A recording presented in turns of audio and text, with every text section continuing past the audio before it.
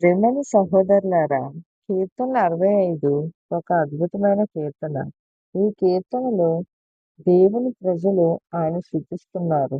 దేవుడు తన ప్రజల ప్రార్థన విని వారిని రక్షిస్తారని వారు నమ్ముతున్నారు. దావీదు దేవునితో అంటున్నారు, దేవా, నీవే మాకు ఆశ్రయము, నీవే మాకు రక్షణ అని. దేవుడు తన శత్రువులను ఓడించి తన ప్రజలను రక్షిస్తారని వారు నమ్ముతున్నారు. ఇంకా ఇలా అంటున్నారు, నీవు మా పితరులకిచ్చిన ప్రమాణములను బట్టి నీ నామమును బట్టి మమ్మను రక్షించుము. దేవుడు తన ప్రజలకు చేసిన ప్రమాణాలను వారు గుర్తు చేసుకుంటున్నారు. దేవుడు తన ప్రజలను ఎప్పుడూ రక్షిస్తారని వారు నమ్ముతున్నారు.